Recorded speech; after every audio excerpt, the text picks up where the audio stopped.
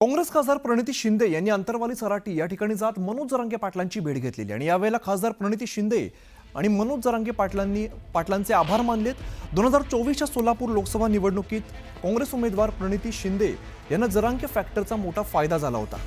सोलापूर लोकसभा मतदारसंघातील पंढरपूर, मोहोळ, मंगळवेढा तालुक्यातील मराठा बांधवांकडून खासदार प्रणिती शिंदे यांना भरभरून मतदान करण्यात आलं होतं। लोकसभा निवडणुकीच्या वर्षभरानंतर प्रणिती शिंदेंनी मनोज जरांगे यांची भेट घेतली। दरम्यान प्रणिती शिंदेंनी मराठा आरक्षणासंदर्भातील भूमिका स्पष्ट करावी असं आवाहन यावेळेला जरांगे पाटलांनी केलं आहे।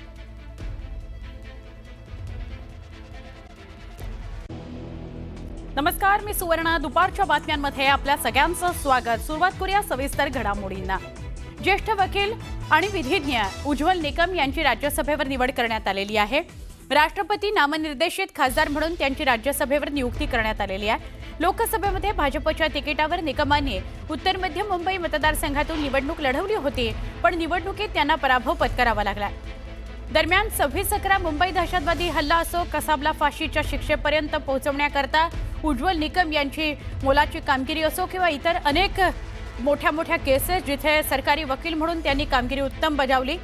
कायदेशीर कारकिर्दीमध्ये निकम यांनी अनेक गुन्हेगारी प्रकरणांमध्ये महाराष्ट्र सरकारचं प्रतिनिधित्व केलेलं आहे। संविधानाच्या कलम 80 अंतर्गत भारताच्या राष्ट्रपतींनी नामांकन केलेली आहेत आणि त्यामध्ये उज्ज्वल निकम यांना राज्यसभेवर पाठवलं जात आहे। न्यायपालिका ते जिथे कायदे तयार होतात असा राज्यसभेवरचा प्रवास उज्ज्वल निकम यांनी केलेला आहे। खरं तर जळगावमधून सुरुवात झाली, आता दिल्लीपर्यंतचा प्रवास गाठायचा आहे। किती सुखद धक्का आहे। 250 व्होल्टचा करंट बसला।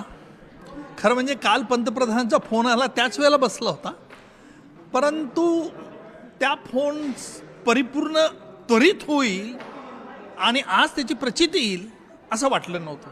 मला वाटलं विचार मंथन होईल, पंतप्रधान बोलले म्हणजे काहीतरी ते कमिटी पुढे ठेवतील, काय होईल। पण ज्यावेळेला पंतप्रधान मराठीतून त्यांनी सांगितलं की आपण राष्ट्रपती महोदय ही जबाबदारी तुमच्या सोपू इच्छितात, तुम्ही स्वीकाराल का? माझ्या अंगावरती शहारे आले। तर राष्ट्रपती इच्छितात, पंतप्रधानांनी नम्रतेने सांगावं, हे मला थोडं विस्मयकारक होतं आणि मी म्हटलं हो।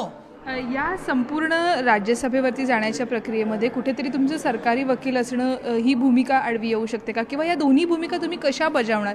अनेक सरकारी खटले तुम्ही आजही चालवताय। खरं म्हणजे या दृष्टीने मी साकल्याने अद्यापही विचार केला नाही। मला हे बघावं लागेल की राष्ट्रपतींचा प्रतिनिधी म्हणून मला किती वेळ व्यतीत करावा लागेल, या संदर्भातले नियम अधिनियम काय आहेत, मला स्वतःला शक्य होईल की नाही, या गोष्टींचा साकल्याने मी विचार करेल। कारण ज्या फिर्यादी लोकांनी माझ्यावरती विश्वास ठेवून मला मागणी करावी म्हणून उपोषणाला बसले होते, त्यांच्या इच्छेचा अनादर करता येईल का, त्यांच्या दृष्टीनं मी काय केलं अजून विचार केला नाही। आज सांगणं कठीण आहे। न्यायपालिकेसमोर खटले चालवत असताना ती तुमची भूमिका आम्ही आजवर बघितली। राज्यसभेवरती जाताना कोणते महत्त्वाचे मुद्दे तुमच्या विचारात आहेत की जे तुम्ही लोकांसाठी सभागृहामध्ये मांडाल? खरं म्हणजे मी या दृष्टिकोनातून अद्याप काही विचार केला नाही। मला अभ्यास करावा लागेल, नियम अधिनियम कुठले विषय मांडता येतात, काय मांडता येतात त्याची प्रचिती, कारण हे नवीन क्षेत्र आहे, अभ्यास केल्यानंतरच मी बोलू शकेन। अगदी शेवटचा प्रश्न, ज्या पद्धतीनं जळगावमधनं हा प्रवास सुरू झाला, दिल्लीपर्यंतचा प्रवास गाठला आहे, आणखीन अनेक स्वप्न मनामध्ये असतील, त्या सगळ्या स्वप्नांसाठी शुभेच्छा।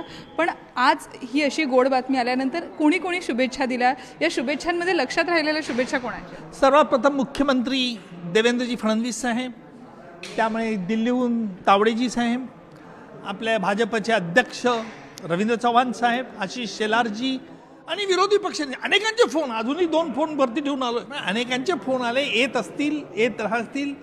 सगळ्यांना तुमच्या माध्यमातून नमस्कार, शुभेच्छा दिल्याबद्दल धन्यवाद। धन्यवाद आमच्याशी संवाद साधल्याबद्दल। व्हिडिओ जर्नलिस्ट आसिफ शेखसह सुस्मिता वदाने पाटील, न्यूज 18 लोकमत, मुंबई।